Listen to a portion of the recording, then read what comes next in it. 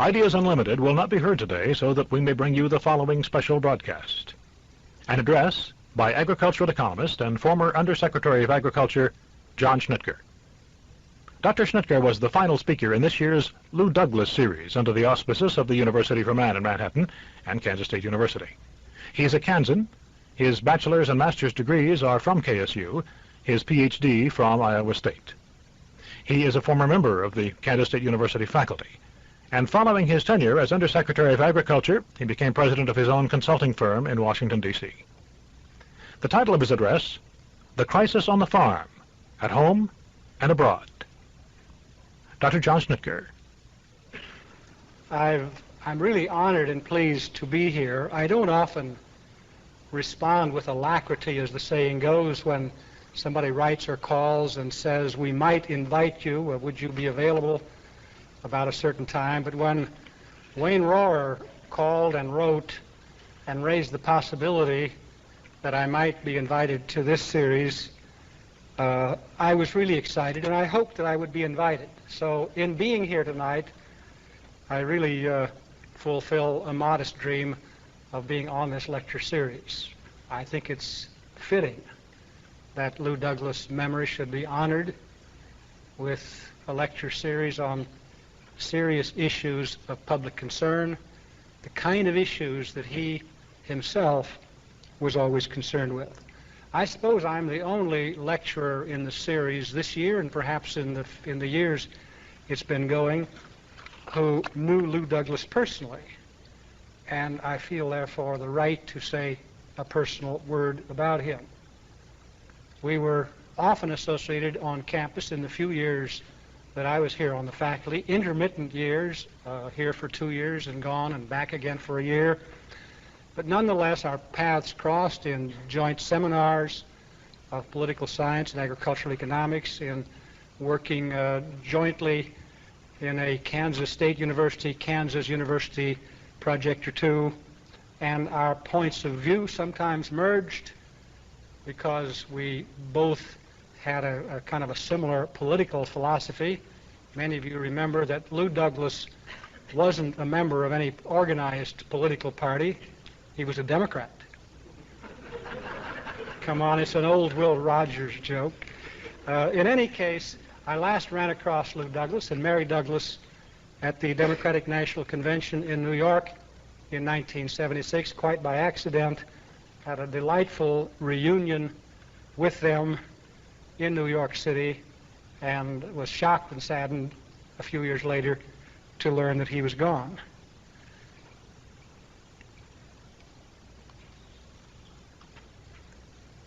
This is not 1920 or 1933, when we had a crisis of failed politics, growing poverty, lost hope, closed banks, and blowing dust gripping the nation, and especially this state and the neighboring states.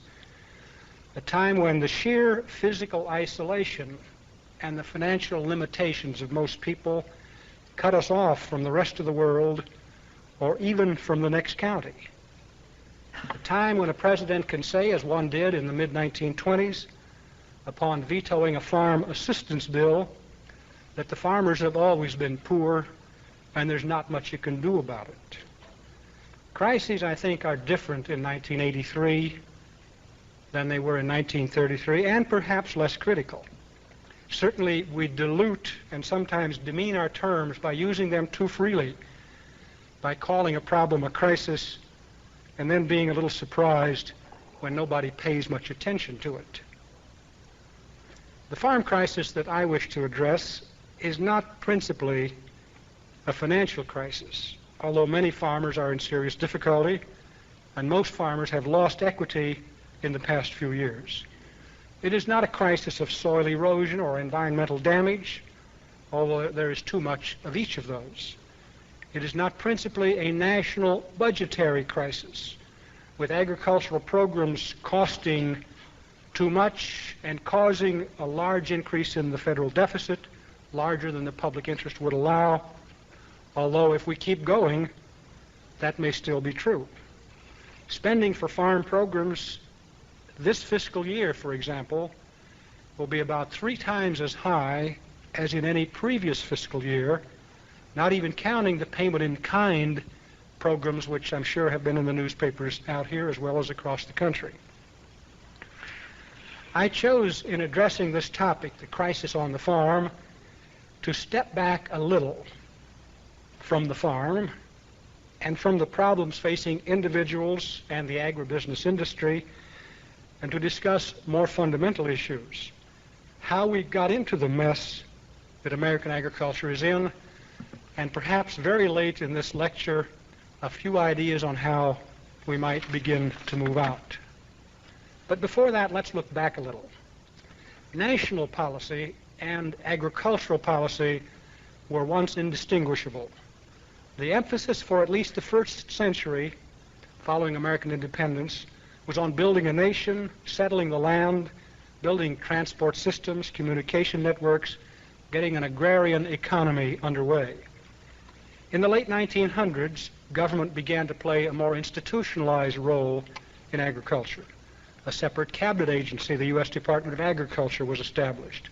The land-grant college system was formed to teach such branches of learning as are related to agriculture, words from the Act. And with the passage of the Homestead Act, government became a direct participant in land settlement. It was the Great Depression of the 1930s that first focused American farm policy on remedies to the severe economic problems then afflicting farmers.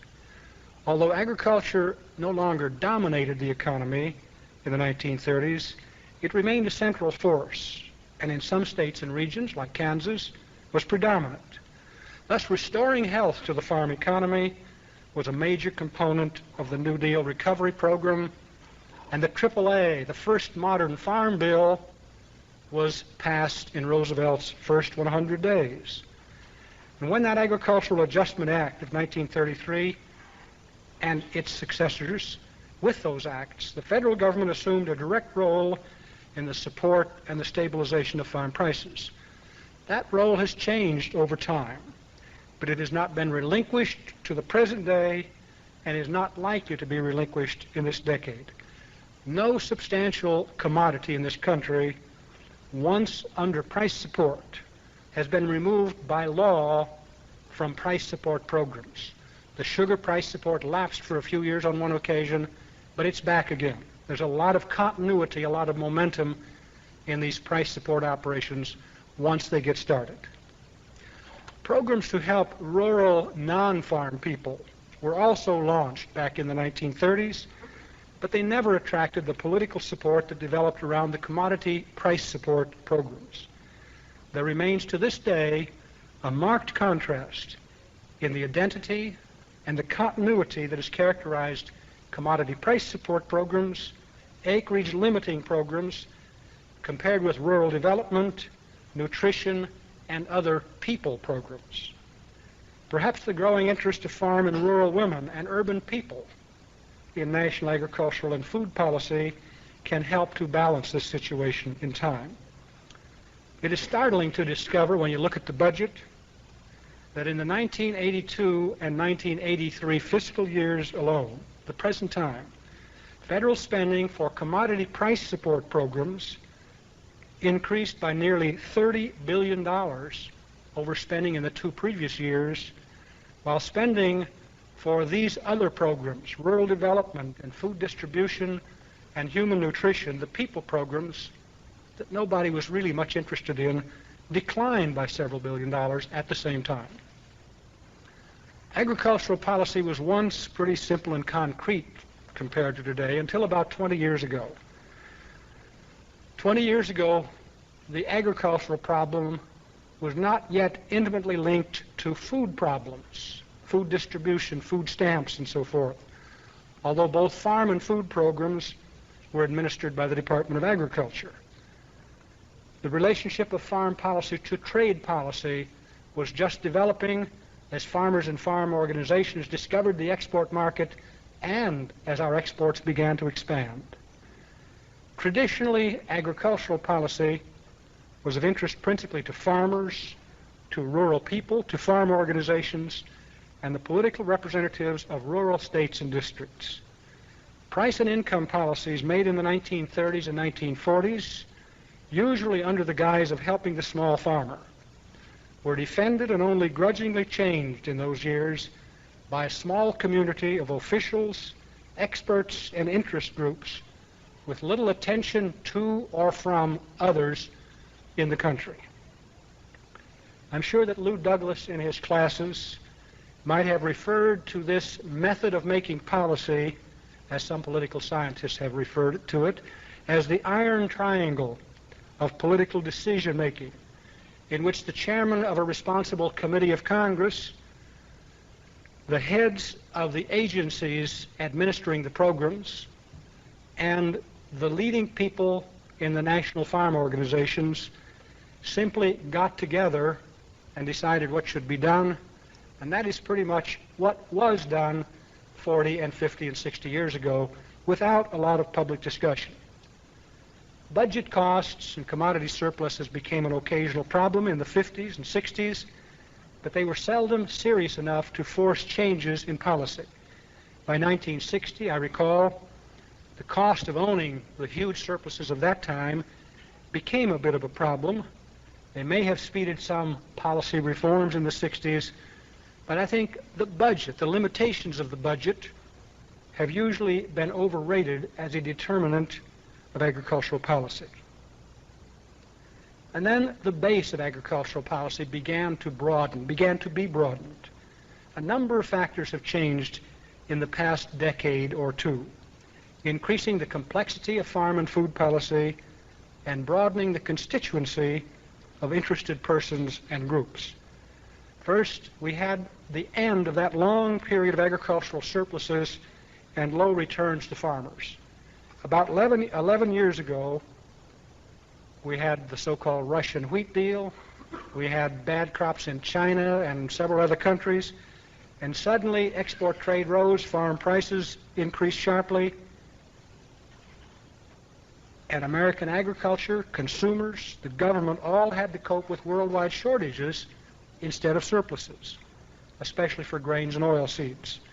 Farmers and agribusiness in the mid-1970s had a vision of the promised land, the best years they ever had, and of course the hope that those best years would continue. Also about 10 years ago, for the first time in modern history, food prices became identified in this country as a significant and sustained inflationary factor after having been a stabilizing or a price declining force for a number of years. Also about that time, the Secretary of Agriculture, Secretary Butts, proclaimed the end of the old farm policy era, only to find a few years later that surpluses came back again and the old laws, still on the books, had to be administered no matter who was in office. Also in the 1970s, urban legislators began to take a greater interest in food and agricultural policy issues, partly because their constituents had an interest in the food distribution programs, the nutrition programs, which were a new part of food and agriculture. This development, this renewed interest of urban legislators in farm and food policy also followed an important political development, the decline of the one-party South. The one-party South was a democratic South. The people elected from a southern district, especially to the House, once elected, usually stayed in Congress until they died. Since the Democrats usually controlled the House and often the Senate, these people were the chairman not just of the Agriculture Committee, but of most of the committees of Congress. I recall upon going to Washington and beginning to appear before agricultural committees pretty regularly in 1961 and 1962, and for that entire period of the Kennedy-Johnson administration, when the Southern agrarian oligarchy was still very strong in the Congress, that I would get there in front of this House Committee on Agriculture, and I would look up at the chairman, North Carolina. Number 2 was Mr. Pogue from Texas. And then came South Carolina, Kentucky, Alabama, Georgia, Florida, and back again to Texas, the ranking 10 or 12 people, the only ones, Bill Roy can tell you, who ever got to ask a question in a hearing were Southerners, most of whom had been in Congress 25 or 30 years. I repeat then, after that little digression, that the decline of the one-party agrarian South and the loss of these people in Congress, partly through attrition and partly because some of them began to get beaten and they no longer had the seniority and therefore the committee chairmanships, also hastened the rise of the interest of the urban legislators in farm and food policy.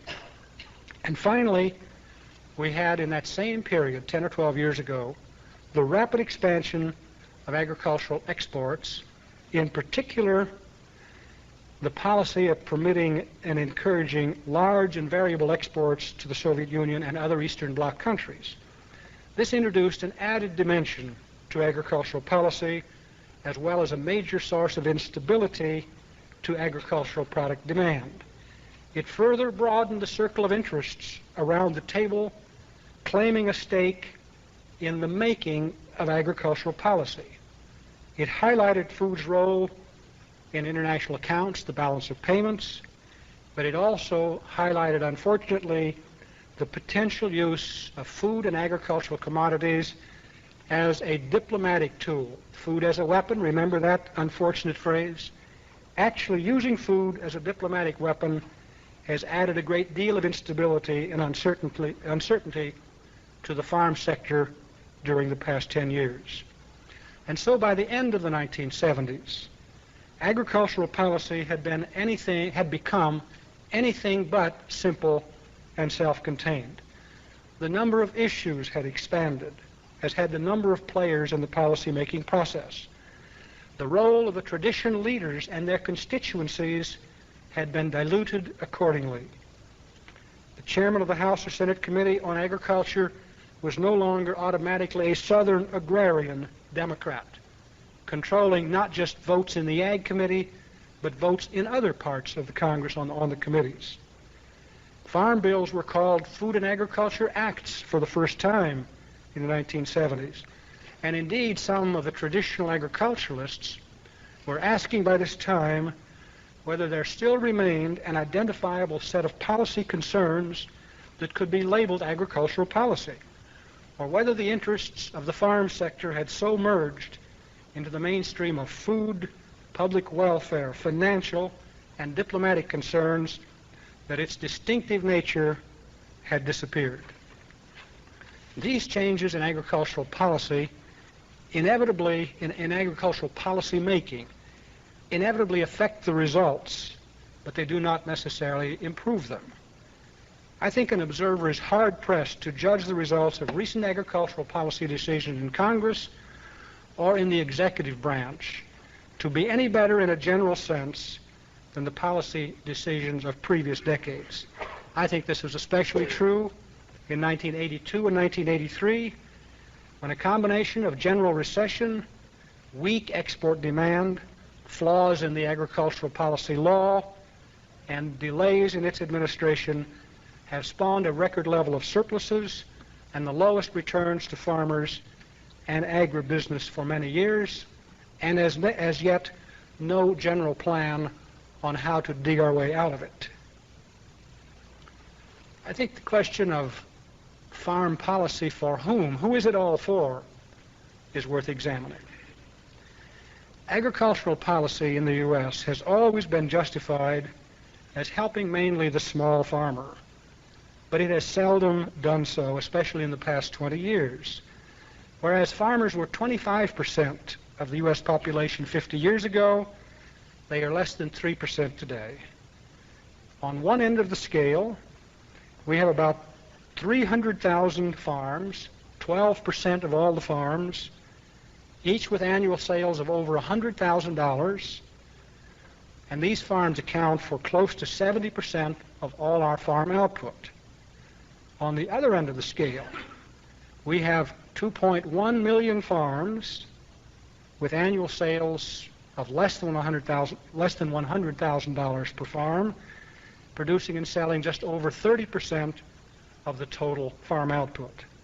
This latter group, the large group of small farmers, especially 1.5 million really small farmers with sales of less than $20,000 a year, is heavily dependent on non-farm income. So we have a shrinking number of modest-sized and small farm operations which will either get larger in the next decade or two, or they will get out. This changing structure of agriculture has important political and ethical implications, even though they are not yet readily apparent. The small part-time farmer, and I put farmer in quotes up here, because most of these people are people who have retired on the land, they live on the land and work in the General Motors factory or the textile mill. They're out there doing a little bit of farming and selling a little bit of farm product because they like to live there. This farmer, although accounting for a majority of the so-called farm vote, is generally not much interested in conventional farm policy, since it has little to do with his and his family's economic welfare. He or she is much more likely to identify with other political interests, with labor or professional or education or retirement or food distribution if they're on food stamps or welfare. Much more with these than with farming and farm policy. Small and medium-sized farmers continue, however, to provide the principal rhetorical justification for the federal farm programs, even as the farm vote and the farm population are losing their common identity. There's an equally important, but still perhaps distant, political implication associated with the other half of this do-all agricultural structure, the mainstream farming operations, the 300,000. These units, although they remain mostly family-owned and operated, have become so large, so capitalized, that they risk losing the sympathy and the support of urban people and urban representatives. As the average value of the price support benefits per mainstream farm rises, and we think it's close to $80,000 per average mainstream farm in 1983, urban support may begin to decline, particularly when urban people are faced with sharp declines in the spending at the federal level for the programs they're interested in, and typically sharp increases in taxes at the state level to support some of the programs which the federal government is no longer supporting. Apart from size of farm, there is another development that's been coming on relating to the source of the income of people who call themselves farmers. And I use that term advisedly because there are something like 1.5 million or 2 million people who call themselves farmers who economically are scarcely farmers. The source of earnings of farm people has changed dramatically over the past 2 decades. In 1980, off-farm income, wages, transfer payments, interest, dividends, welfare grants, and so forth, off-farm income of farm people accounted for nearly 65% of the total income of farm people. Twice as much income of farm people a couple of years ago came from non-farm sources as from farm sources. A surprising figure, but even more surprising when you realize that almost all of the farm income went to the 500,000 larger farmers. And the 2 million smaller farmers, literally on average, had no net income from farming. They were simply living on the farm, taking some subsistence from it, selling a few products, but once they kept the books and added it all up, they had literally no net income, on average, from farming. I think the implications of policy of this double-barreled income situation will be extremely interesting in another 5 or 10 years. And please, you young people who aren't yet skilled in observing political affairs, don't be discouraged. It takes time for things to soak in. It takes time for information to have an effect upon political affairs. And I think in this case, this kind of information will gradually soak in and will influence the foreign policy debate, if not Barry Flinchbaugh in 1985, perhaps in 1989, as the information gets out to more people. I said at the start I wanted also to talk about the decision-making process. I think among the crises affecting the farm, if not on the farm, is a crisis in decision-making. A Secretary of Agriculture has wide latitude in how to operate farm programs under the Agriculture and Food Act of 1981 and previous acts. Some acts give the Secretary more discretion than others, but he always has a lot of discretion on what to do, as distinguished from the Congress telling him directly and exactly what he must do in regard to every program and every commodity. I think this flexibility, discretion that Secretaries of Agriculture has is made necessary both by the instability of agricultural production and also by the slowness of the legislative process. Congress simply doesn't move fast enough, with all due respect to the Congress bill, doesn't move fast enough to respond to a very small crop or a very large crop, and so the executive branch is called upon to do that. I want to illustrate the kind of authority the Secretary of Agriculture has. You've all heard, I think, read about the PIC program. A lot of people say to me, how did Congress pass this new law so fast? That Secretary Block could go up there on the 1st of December and the law could be passed and he could announce the program on January the 11th, only 5 or 6 weeks later. In fact, not a single new law or amendment to the law was passed to make the PIC program possible.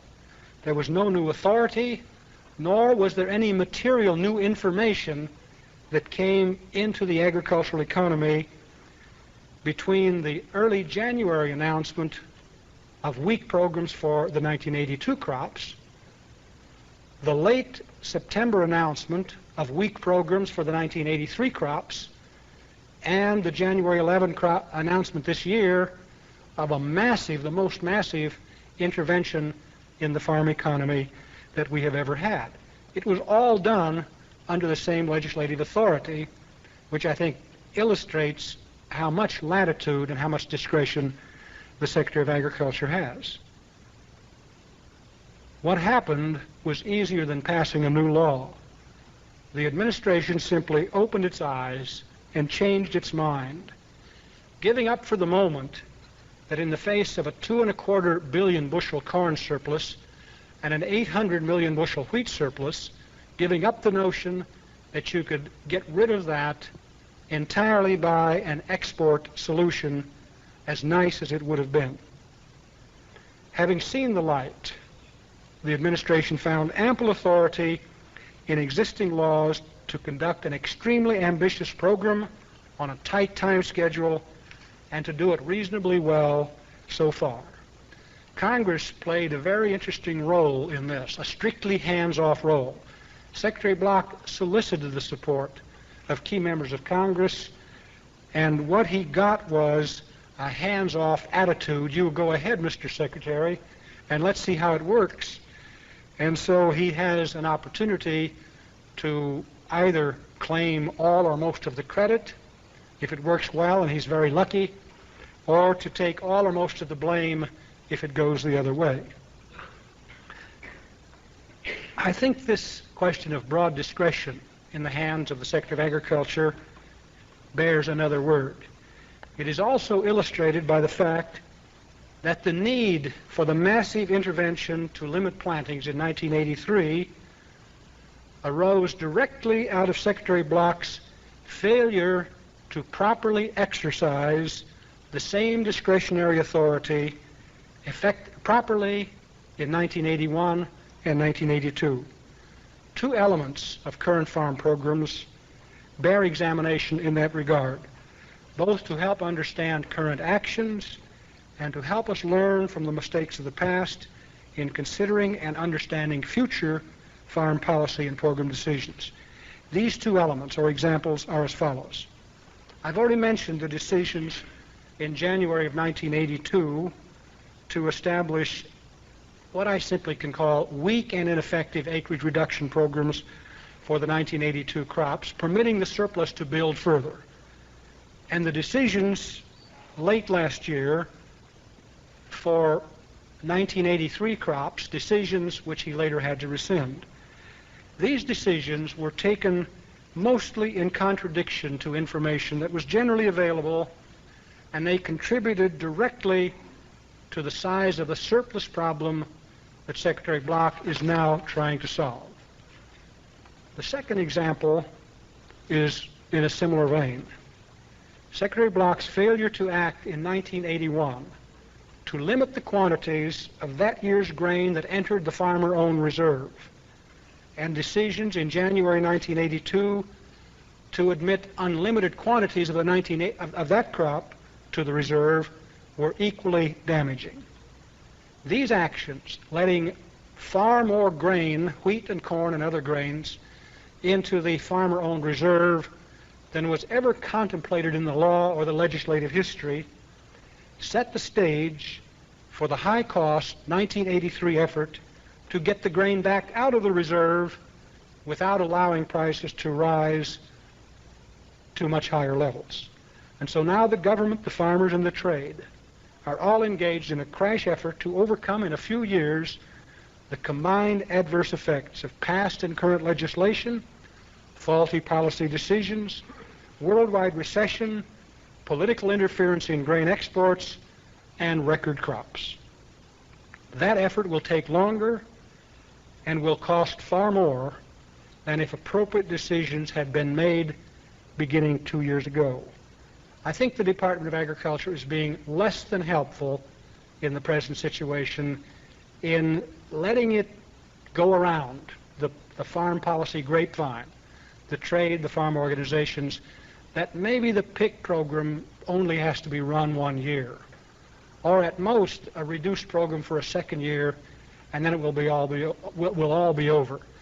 I think if anyone does a little simple arithmetic, it becomes clear that without the great good luck of bad crops abroad, we're in the PIC program or something like it for wheat for 3 to 5 years, and the PIC program or something like it for corn for 2 to 4 years, depending upon whether we have good luck on exports and yields or bad luck.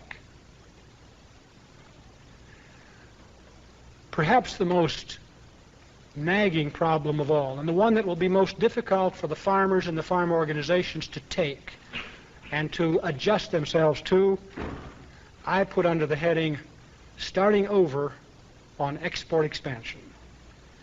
Agricultural exports increased so fast and so regularly and so easily in the 1970s that we just couldn't believe it, and we thought we deserved it, and we took it, and some of us, even analysts, not only farmers, thought that it could go on forever. Then came 1980, the grain embargo, the beginning of a worldwide recession, a financial crisis in which many of the poor and middle-income countries could no longer get credit, and the subsequent declines in agricultural exports. Last season, we exported 400 million bushels, 15% less corn than 2 seasons earlier. From June last year to May of this year, the U.S. will export 300 million bushels less wheat than a year ago, while the Canadians export 100 million bushels more. And while the European community is not by any means the sole cause or the only beneficiary of this change in our export situation, Europe has become the focal point of the farmers' wrath and of the administration's countermeasures on exports. The administration is seeking to fashion a policy to encourage the European community to reduce its export subsidies, recognizing that while it can't force changes in the common market's agricultural policies, and it can't prevent the common market from exporting its surplus production, we can certainly try. The central issue, the central complaint that we have in this country against the common market is the excessive use of export subsidies following their establishment some years ago of practically the highest price support levels in the world, except only for Japan. And they are using this situation, price supports that spawn surpluses that must be exported with very high subsidies. They're using this situation to gain what our interests call an unfair share of the world markets. And so the U.S. strategy is to target export subsidies in such a way as to cause the community to return to a more normal share of world trade. In this battle with the community, the U.S. is using a variety of tools. Export payment in kind, the recent big flour sale to Egypt, something called blended credit, which is just using subsidies to reduce the interest rate for countries that buy grain on credit, expanded Food for Peace or PL 480 financing. These measures probably will not make much difference in the short run. They may actually strengthen the European community's resolve to increase its own exports. The common market is not a passive entity. They're a live entity, a live government just like we are. Their officials criticize our foreign policies in pretty much the same terms we criticize theirs. Like the U.S., Europe suffers from large surpluses, and they're spending $8 billion a year on export subsidies rather than to reduce their own support levels. And of course, this year, the European community has done the undoable, the unmentionable. They have sold substantial quantities of grain to Russia and to China, once our markets. I think the U.S. is not prepared for an all-out trade war, although the shooting is really going on, but it's intermittent. Budget and diplomatic considerations will not permit unlimited export subsidies or other aggressive acts to get those markets back. Rather, our strategy will be to capture an occasional sale of wheat and flour and poultry and soybean oil, to get the community to build more reserve stocks of grain, and to be more moderate in their spending for export subsidies.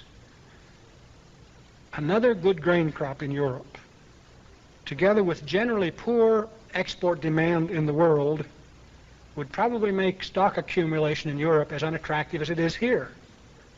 And so it's difficult to see how trade tensions can be diffused in the near future, or how the U.S. can materially improve its position in world markets in the next 2 or 3 years.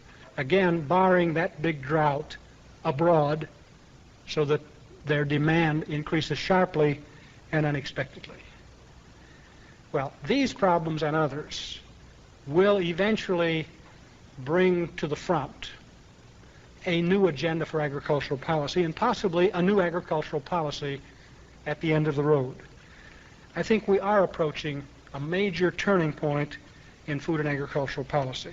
Just as the Great Depression of 1933 generated unprecedented farm problems and innovative public programs, the 1980s have brought this unfortunate linking of trade policy and diplomacy, serious failures in decision-making at the Department of Agriculture, record farm program costs, an accelerated decline again in the number of farms, and a serious economic recession. What this era has not yet produced, however, is a general sense of urgency for reform of the policies that permitted some of these situations to develop. Farm leaders still draw up resolutions and farm bills and travel to Washington and Topeka to lobby the legislatures. Consumer groups continue to worry about food prices, even in a time of surpluses. Federal budget managers complain about the high costs. But as I see it, there is little fire in these groups and little evidence that national food and agricultural policy is doing much more than marking time. But somewhere ahead, there's a new agenda for farm, food, and trade policy. Perhaps we will get to it in 1985 if the crisis worsens or lingers. I think this agenda includes some of the following points. We will have to find effective ways to gear our massive productivity for field crops especially to the demand for the products. I think the meats and the poultry, the preferred products of people who get higher incomes, will make their way pretty well as they have historically. But the field crops, which the economists say have low elasticities of demand, will have a very difficult time. In my judgment, these federally funded or high-cost voluntary acreage reduction programs for most of our crops have probably had their day, even though they may linger for a long time. They are costly. They are no longer dependable. Secretary Block will be among the most surprised if these programs are as effective as his analysts say they're going to be this year. Something better will have to be found perhaps in this decade. I think that revision of the dairy price support program, one of the real sacred cows in Washington, if you'll pardon the pun, is inevitable. We've been spending $2.5 billion a year on buying up 10 to 12% of the milk production each year for 2 or 3 or 4 years. Before that, it was $1.5 billion, and before that, $1 billion. And there's literally no solution in sight. And next year, if things go on, we will buy 13 or 14% of milk production at a higher cost.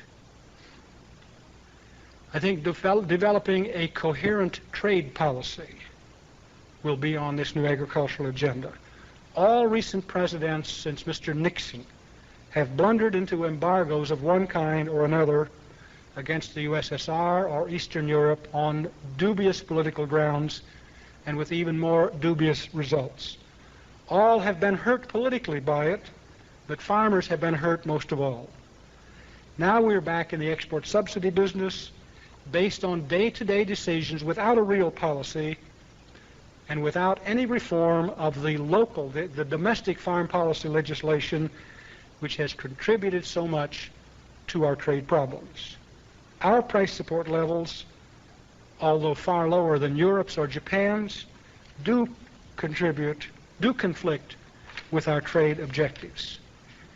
And finally, I think an item on the agenda will be the question of coming to terms with big family farms while still helping and sustaining the small people on farms.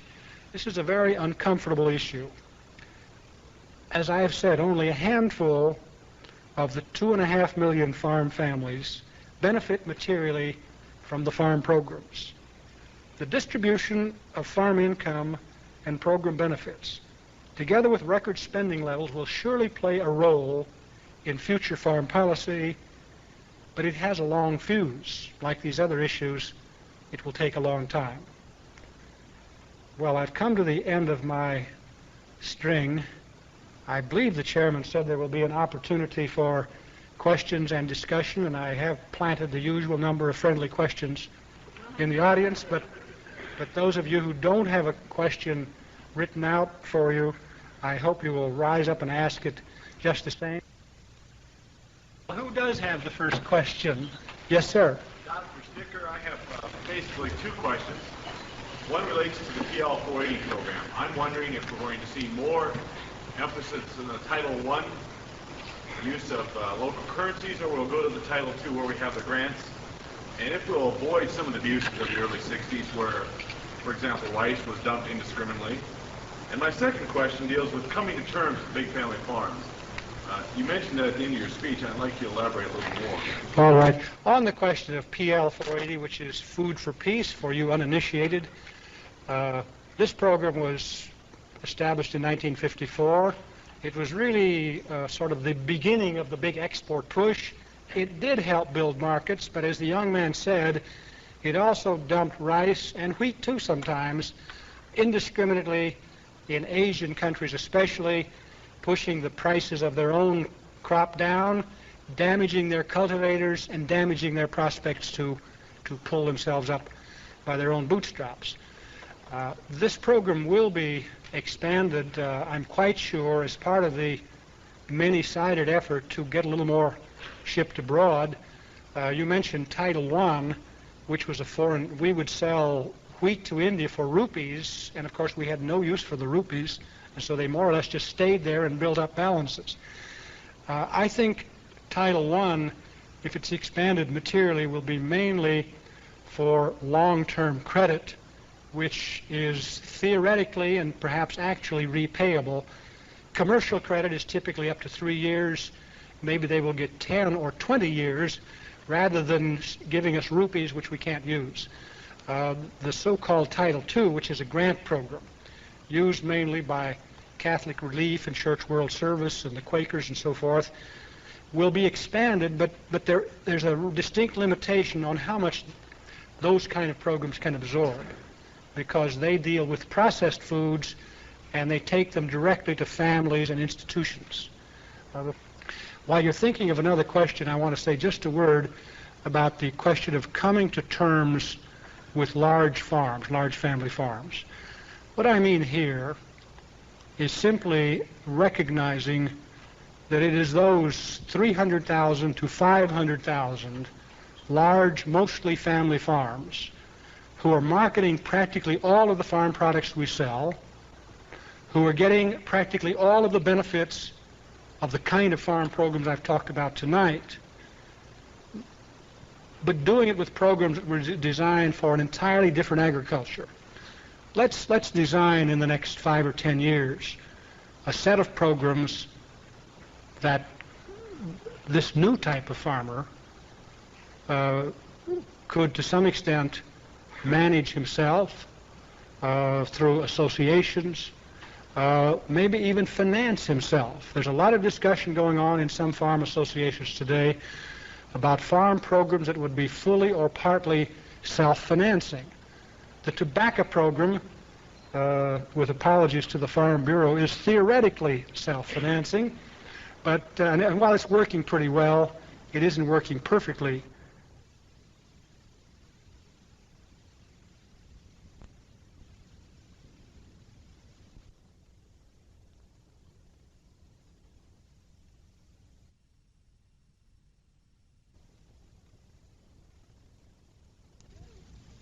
The dairy support program that I spoke of so hesitantly and maybe scornfully will soon be about 20% self-financed by an assessment from the farmer's milk check. That's really what I'm talking about, is admitting that that's the kind of commercial agriculture we have, and let's design farm policies and programs and methods of stabilization which fit that kind of agriculture. Is there another question? It seems to be simplistic. Production is a result of land, labor, and capital. And ever since I've heard about farm programs, they've been concerned about reduction of land. Has there been any proposal to reduce the amount of labor and capital? As you implied, for example, you cut back on acreage, you begin to pour tons more of fertilizer, you get more intensive agriculture.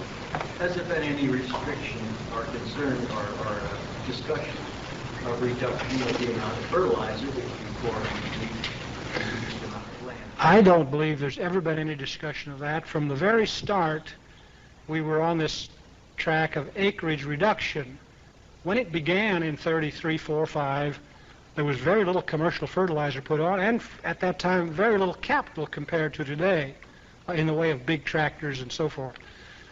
And now I don't think anyone has ever talked about requiring the farmer to put on no more fertilizer than he did in the previous year. And so we have what the Department of Agriculture calls slippage. Slippage is the coefficient of inefficiency.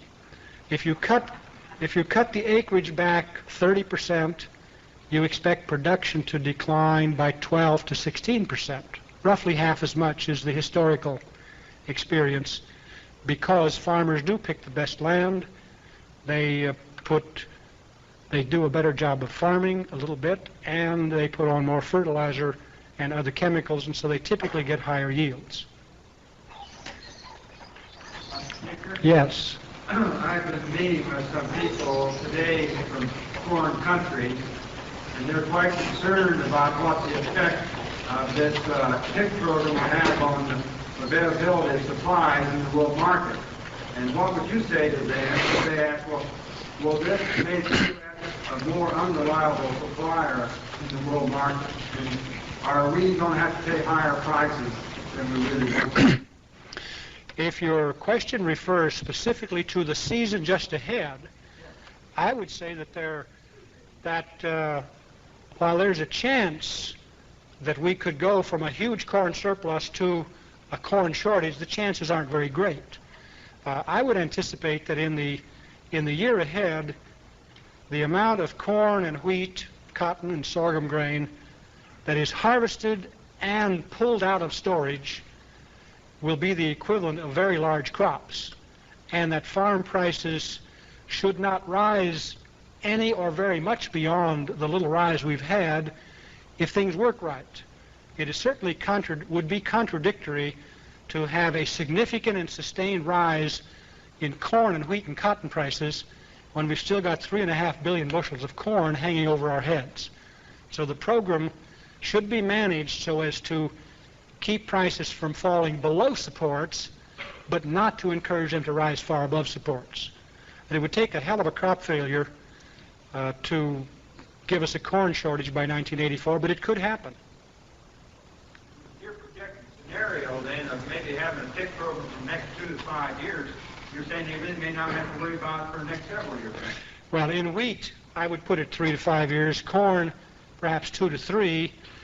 But whether it's a PIC program paid for with surpluses or not, I anticipate that under present laws and present policies, we probably have to have some kind of an acreage reduction program, if that's all we have, for an extended period of years until the export demand rises again to our full production potential. And that's a big rise. Anybody else have a question? John? Yes. How does this program, the PIC program, how do you see it interfacing with the livestock and meat industry in this country and abroad? Again, I refer to my response to the immediate question that the PIC program properly managed so as to get prices to support levels, as it has already done, just the sheer anticipation, but then not let them rise much further until we have worked off this surplus in a couple or 3 years, I think should permit the livestock industry here and abroad to adapt pretty well, especially abroad, because most chicken raisers and hog feeders abroad, in whatever country they're in, while they may feed U.S. corn, they don't feed it at a U.S. price. They feed it at an administered price of some kind. So the European people will be buying corn at $3.50 a bushel at New Orleans, but they'll be feeding it to their cattle at $5.50 a bushel because of the variable levy. But I think here at home there is plenty of corn, and managed properly, prices will not rise sharply.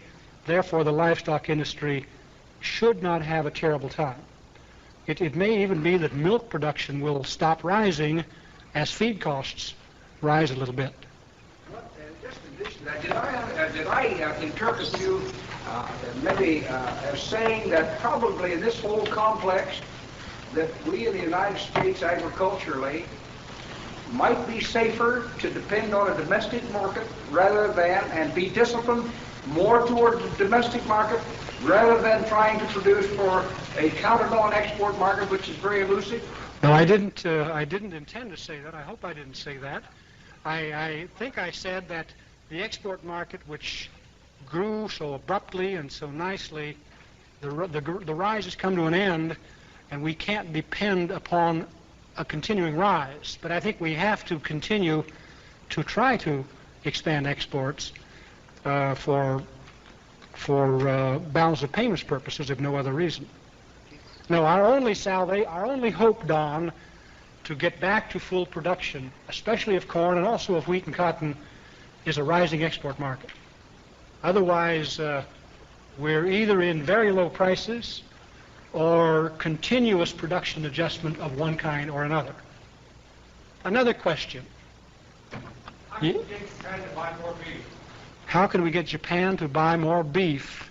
Well, I have a response to that, and it's a little bit like another Will Rogers story.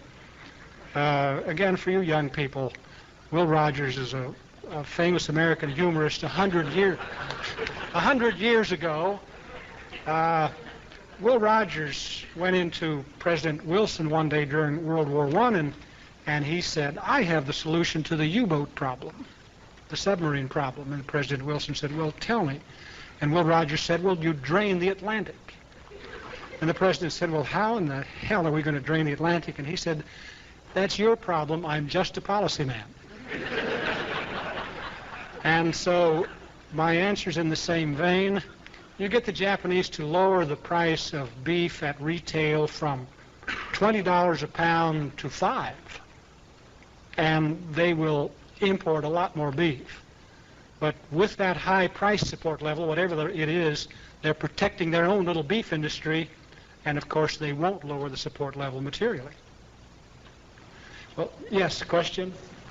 I really feel like I didn't get across to public law 480. You mentioned it's going to be expanded. Mm-hmm. And the problem with expanding it under Freeman and Kennedy and Johnson was that these countries have a desire to be food self-sufficient. This also strikes at the export problem. These countries would like to feed themselves for political reasons, for economic reasons. For the United States to advocate they're using our agricultural products, either through subsidies of PL 480 or through export expansion, we're striking at this human emotion of theirs to feed themselves. Right. So, with the PL 480 program, how can we expand it without making enemies of these people in the future? Sure, in the short term, they're grateful for the food, but as soon as they can achieve self-sufficiency, they say, goodbye, Yankee. You're absolutely right. We use that program indiscriminately sometimes to considerable damage to certain countries, especially in India. Then we finally learned about that. They told us, our own analysts told us, and when I say that the PL 480 program can be expanded, I think it will be to be more responsive to a particular situation, to be able to send more wheat or vegetable oil to India or Bangladesh just when they need it, but not to try to push 4 million tons in there every year like we used to do. And many of those countries have now adopted their own price stabilization program. India didn't have a price stabilization program in the late 50s and the early 60s, and so when we put too much wheat or rice into India, their prices just fell. If they'd had a price support system, the effect would have been quite different. When we put too much rice in, the government would have accumulated a surplus and they wouldn't have stood for it. So I would say that the expansion that we can engineer, even under a lot of political pressure in the next year or two, will be very small and intermittent compared to the expansion of the late 50s and the early 60s. I hope that comes close to your question. Some lessons have been learned. Well, you've been a grand audience. Thank you very much.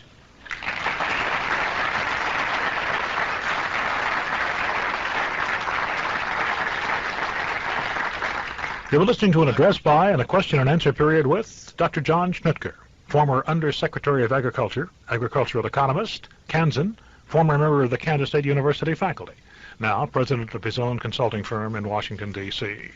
Dr. Schnittker spoke on the crisis in American agriculture at home and abroad.